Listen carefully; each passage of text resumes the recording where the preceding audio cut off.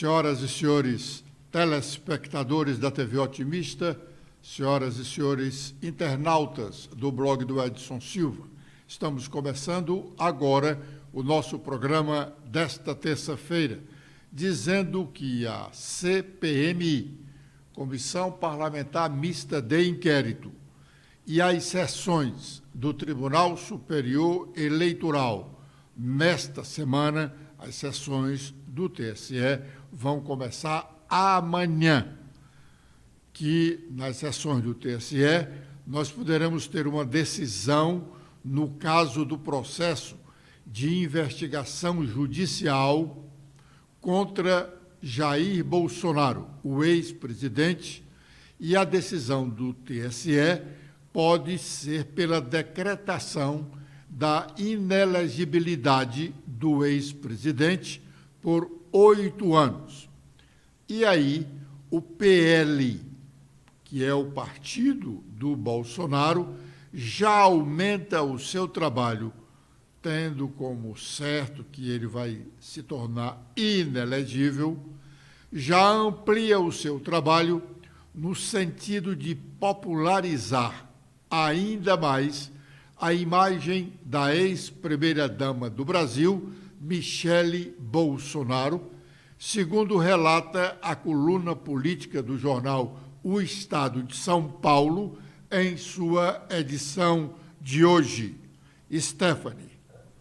Olá, Edson. Olá, internautas do blog do Edson Silva. A coluna do Estadão destaca que 2 dias depois de o Tribunal Superior Eleitoral abrir o julgamento que pode tornar o ex-presidente Jair Bolsonaro do PL inelegível, a ex-primeira-dama Michele Bolsonaro será colocada na vitrine. No sábado, ela vai a Rondônia, um dos estados mais bolsonaristas do país, para empossar presidentes do PL Mulher estadual e municipais. Há muita expectativa no partido sobre o tom que adotará no discurso para ocupar o vácuo deixado pelo marido, com vistas às eleições de 2026. Ninguém no seu entorno acredita que ela use o espaço para ser porta-voz de Bolsonaro em relação às insatisfações com a Corte Eleitoral. A aposta é de que vá se expor para firmar sua imagem de liderança política. Michele tem aproveitado os atos para aprimorar o discurso. O presidente do PL, Valdemar Costa Neto, vê nela potencial para trazer mais gente para a sigla. No encontro mais recente em Mato Grosso, segundo a assessoria, quase 2.000 pessoas se filiaram ao partido. Bom, já está falando no plenário da Comissão Parlamentar Mista de Inquérito o senhor Silvinei Vasques. Ele é ex-diretor da Polícia Rodoviária Federal e ele está na CPMI para esclarecer a decisão que tomou no dia da votação no segundo turno da eleição presidencial, que ele mandou fiscalizar com rigor todos os ônibus que estavam trafegando naquele dia. A ideia, segundo os políticos, era para dificultar o acesso de eleitores do presidente Lula às urnas, exatamente porque essa fiscalização da Polícia Rodoviária Federal foi feita em redutos eleitorais que no primeiro turno, os eleitores votaram maciçamente para presidente da República em Lula. Vamos ouvir um pouco do que ele está dizendo. Isso não é verdade. Não é verdade porque o Nordeste brasileiro é o local que nós temos 9 estados, 9 superintendências, temos a maior estrutura da PRF no Brasil, a maior quantidade de unidades da PRF. No estado do Nordeste também se encontra hoje lotado há muito tempo o maior efetivo da instituição. É no Nordeste brasileiro também que está a maior malha viária de rodovias federais do Brasil, está no Nordeste brasileiro. O Nordeste brasileiro também, onde a gente tem a maior quantidade de acidentes com vítimas de todas as regiões do Brasil. É o Nordeste também que tem a segunda maior frota de ônibus do Brasil. Se a gente retirar a cidade de São Paulo da região Sudeste, o Nordeste é a região que tem a maior frota de ônibus ou vans do Brasil. O Nordeste também é onde, infelizmente, nas últimas 5 eleições, foram feitas a maior quantidade de prisões acerca de crimes eleitorais, nas 5 eleições. É no Nordeste também que a gente tem o maior registro de apreensão de arma de fogo, e devemos lembrar que na última eleição foi proibido, né, o trânsito e a aproximação de zonas eleitorais de pessoas armadas, mesmo aqueles que tinham porte. Então a PRF tinha também essa obrigação. E lembrar que as polícias ostensivas trabalham com georreferenciamento e estatística. Nós não somos uma polícia judiciária que tem algumas informações privilegiadas em razão da sua atividade. Então nós trabalhamos sempre em cima de georreferenciamento e em cima de estatística. O outro questionamento é que nós tínhamos uma fiscalização excessiva no Nordeste. Então, nós tivemos 694 pontos de fiscalização no dia 30 de outubro, que foi o segundo turno da eleição, e o Nordeste, assim, junto com o Norte, foi os locais que a polícia menos realizou fiscalização. Onde mais fiscalizou foi no Sudeste, depois no Sul, no Centro-Oeste, e o Nordeste, empatado com o Norte, ficou em 4ª posição. Nós tivemos, em média, 25 locais de fiscalização por estado no Nordeste no segundo turno. Falou-se também que se encaminhou ao Nordeste brasileiro a maior quantidade de recursos para a operação. Seria natural que se lá se encaminhasse o maior, porque se tem o maior efetivo, é natural que em número absoluto, quando você bota um percentual, você vai ter uma quantidade maior de pessoas a convocar, de viaturas para utilizar, mas isso também não é verdade. O Nordeste ficou em 3º lugar na média nacional do repasse de recursos. Reitero que todos esses recursos estão dentro dos sistemas do governo federal, que podem ser auditados, e em sua maioria que está aqui são fontes abertas. Se falou também que a quantidade de veículos naquela região foi a mais fiscalizada. Também não é verdade. Nós tivemos, em média, no Nordeste, 26,5 veículos fiscalizados, ou de 26 a 27 veículos fiscalizados por ponto de fiscalização. Então, o Nordeste ficou em 4ª posição, juntamente com o Sul, 26 veículos fiscalizados por ponto. Depois se afirmou na imprensa também que a PRF descumpriu a decisão do TSE. E aí é importante a gente esclarecer tudo o que ocorreu, porque, infelizmente, uma pequena parte da mídia brasileira não difunde as informações por completo. Então, nós temos 2 situações. Temos uma ADPF, que de relatoria do ministro Barroso, que autorizou todas as frotas municipais ou a serviço dos municípios e também ônibus de concessionárias, ônibus da área escolar, da saúde, que fosse autorizado a fazer transporte de eleitores no dia da eleição. Depois, os interessados na DPF fizeram nova petição e o ministro Barroso estendeu a utilização desses bens públicos ou concessionários ou a serviço desse para extralimite municipal e extralimite estadual, ou seja, intermunicipal e interestadual.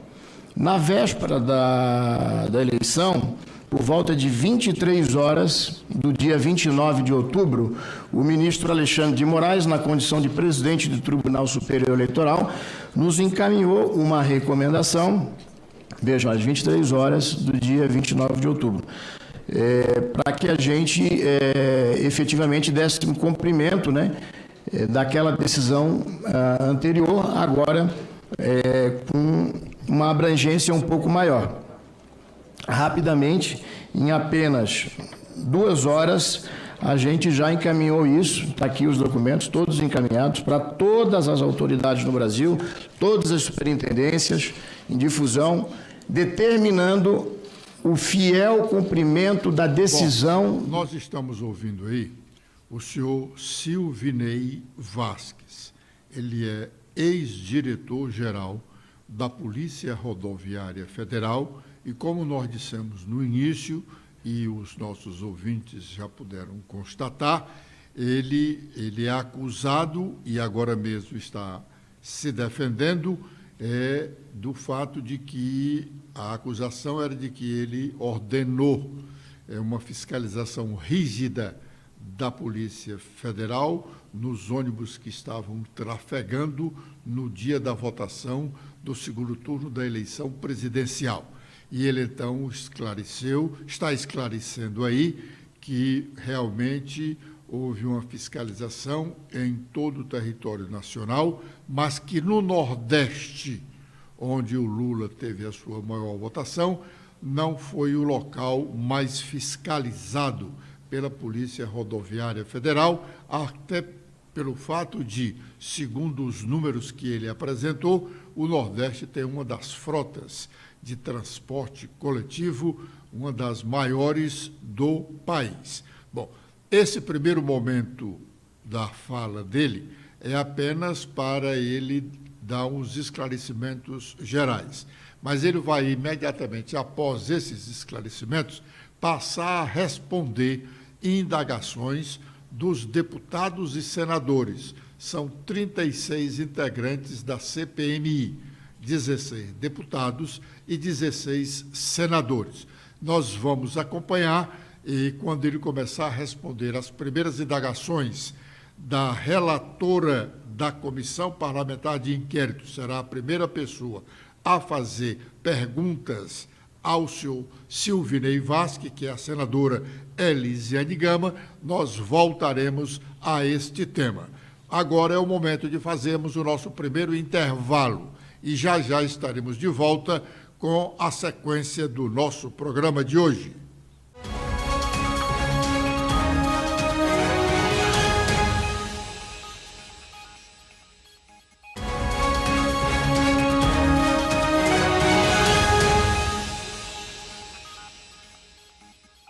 De volta com o nosso programa, agora é o momento de sabermos quais as nossas manchetes. Letícia. Olá, Edson. Olá a todos que acompanham o nosso programa de hoje. Com as atualizações feitas no nosso blog, temos que o marco legal das criptomoedas tem nova fiscalização com a supervisão do Banco Central. A partir de hoje, terça-feira, dia 20 de junho, o Banco Central terá o caminho livre para estabelecer as regras que podem fortalecer esse mercado, como a integração entre inovações do Pix, Open Finance, Real Digital e Smart Contracts, entre outras. Ministro do Superior Tribunal de Justiça destaca a importância de análises de ações de improbidade na Corte.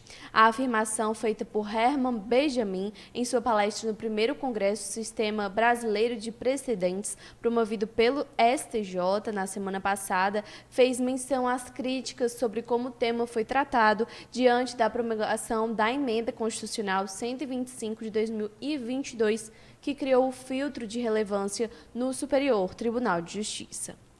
O STF envia processo contra o ex-presidente Bolsonaro para a Justiça do Distrito Federal. Bolsonaro passou a responder às acusações no Supremo, mas o processo foi suspenso após ele assumir a presidência em 2019. Com o fim do mandato e do foro privilegiado, o ministro Dias Toffoli determinou que o caso siga para a primeira instância da Justiça. O novo arcabouço fiscal pode ser votado pelo plenário do Senado na quarta-feira. Aprovado na Câmara dos Deputados, o projeto de lei complementar ainda depende do aval da Comissão de Assuntos Econômicos, mas já foi incluído na pauta de sessão deliberativa de amanhã. Com os destaques nacionais, iniciando pelo Estadão, temos em principal manchete sobre regras urbanísticas. Uma nova versão de lei propõe expansão de eixos que recebem incentivos para verticalização e a mudança deve ser votada pela Câmara na sexta-feira. Com os destaques do Globo, temos que o ex-chefe da PRF, investigado por bloqueios em rodovias, começa a depor, como está em destaque no nosso programa hoje. Sobre ex-ministro de Lula, Gonçalves Dias, e militar envolvido em mensagens sobre golpe com Cid são convocados por CPI. A data dos depoimentos ainda serão agendados. Também temos em destaque que Geraldo Alckmin disse que o prazo limite para desconto em carros populares não é uma decisão definitiva. Agora, com as últimas da Folha de São Paulo, temos sobre kit robótica que segue na caixa em reduto de Arthur Lira, 1 ano e 3 meses após essa compra sob suspeita. Equipamento continua sem uso em União dos Palmares, em Alagoas. O presidente da Câmara nega essas irregularidades. E também temos sobre o governo Lula que Marcos Uchoa vira face da comunicação de Lula e levanta a bola para o presidente. O ex-jornalista da TV Globo apresenta live do petista e se compara a um levantador no vôlei. Muito bem. O primeiro depoimento da CPMI, Comissão Parlamentar Mista de Inquérito, como já dissemos, é do ex-diretor-geral da Polícia Rodoviária Federal, Silvinei Vasques, que nós já mostramos agora um pouco das suas primeiras manifestações. Ele é acusado de ter procurado obstruir o movimento de ônibus no dia da votação do segundo turno da eleição presidencial para dificultar a votação dos eleitores do presidente Lula. Ele começou a sua fala agora na CPI, como nós mostramos aqui para os nossos ouvintes e telespectadores, justificando as ações da Polícia Federal naquele dia. A sessão da CPMI, começou com um pedido de 16 deputados e senadores, a metade da composição da Comissão Parlamentar Mista de Inquérito, o pedido de afastamento do senador Marcos Duval, por conta da investigação que está sendo feita sobre o seu possível envolvimento em atos antidemocráticos com vistas a um golpe de Estado. Exatamente a razão da existência dessa Comissão Parlamentar Mista de Inquérito. Ontem, segunda-feira, a propósito, na sessão não deliberativa do Senado, o senador Marcos Duval falou sobre a busca e a apreensão que foi feita em seu gabinete no Senado, no apartamento funcional que ele ocupa em Brasília e em sua residência em Vitória, no dia do seu aniversário, quinta-feira da semana passada, que motivou, segundo ele, inclusive, que a sua mulher pedisse o divórcio por conta daquele ato. Vamos ouvir o que ele disse no Senado. Eu fiquei impressionado com tamanha aberração da omissão dos meus contatos alertando o ministro. Ou seja, quem nesse mundo, nesse planeta, que faz parte de uma organização criminosa, que estaria organizando um ato criminoso, iria um ministro do STF dizer que iria fazer um ato criminoso? Não faz sentido algum, gente? Absolutamente nenhum sentido.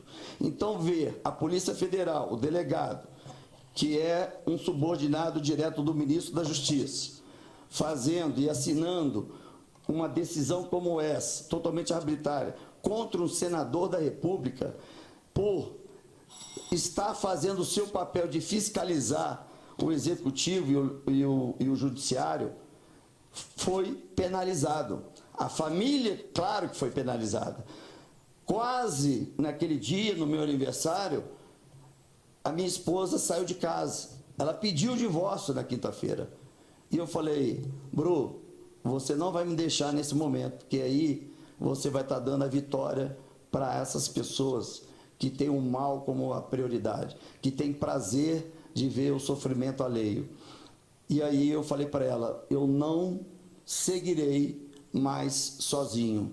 Digo para todos aqui no plenário, que a minha missão ultrapassou os limites de um cidadão, de um senador da República, um representante, ultrapassou tudo que podia sozinho nessa missão.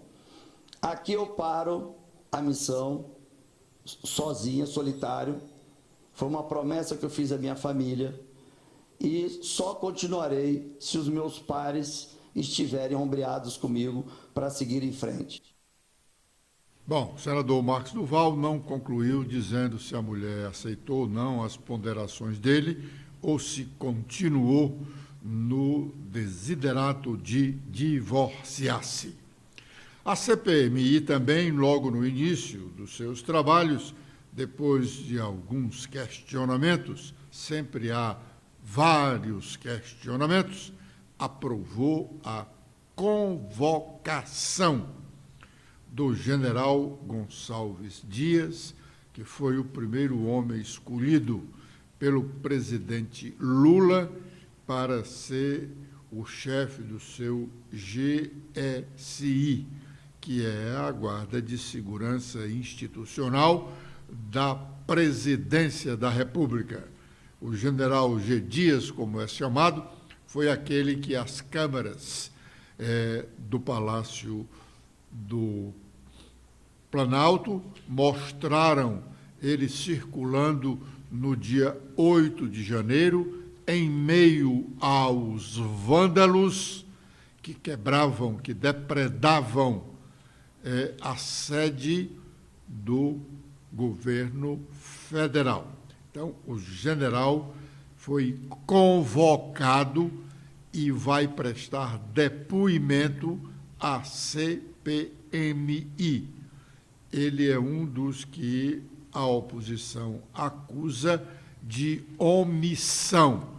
Ele, como chefe da Guarda de Segurança Institucional, do GSI, a segurança dos prédios e da família do presidente da República, ele tinha o dever de pedir mais segurança para acabar com aqueles atos de vandalismo.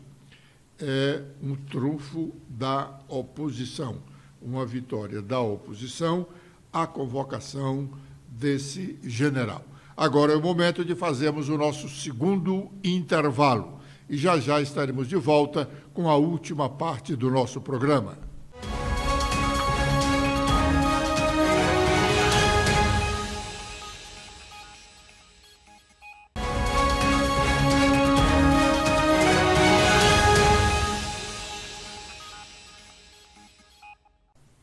Terminada a primeira parte da participação do senhor Silvinei Vasques, ex-diretor da Polícia Rodoviária Federal, nesta sessão de hoje da Comissão Parlamentar Mista de Inquérito. Agora vai falar a senadora Elisiane Gama, que é a relatora da Comissão Parlamentar Mista de Inquérito, para fazer as primeiras indagações. O presidente da CPMI, o deputado federal Arthur Maia, está falando agora para passar a palavra à senadora Elisiane. Vamos ouvi-lo. A inscrição, primeiro, a fala primeiro dos titulares e depois dos suplentes. Com a palavra, a relatora, senadora Elisiane Gama. Senhor presidente, senhores colegas, senadores, senadoras, deputados, deputadas, senhor Silvinei. Presidente, eu inicio fazendo uma referência a uma fala, na verdade, a uma palavra de um famoso professor de Harvard, que ele traz o seguinte: hoje a democracia morre tijolo a tijolo. O ponto fundamental desta CPMI é fazer o levantamento do que levou aos atos do dia 8 de janeiro, onde o Brasil e o mundo inteiro acompanhou de forma estarrecida imagens que, num primeiro momento, se imaginou até que não fossem reais, dada a gravidade daquele momento. E aí, portanto, inicio dizendo que cada pequeno ato administrativo pretensamente revestido... A senadora Elisiane Gama começa a falar, mas está fazendo algumas digressões. Quando ela começar a fazer as indagações, nós voltamos a esse tema.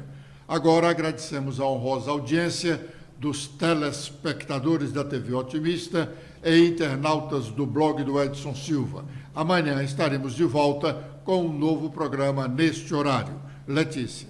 Eu também faço meus agradecimentos a todos que acompanharam o nosso programa. Espero revê-los amanhã. Até lá!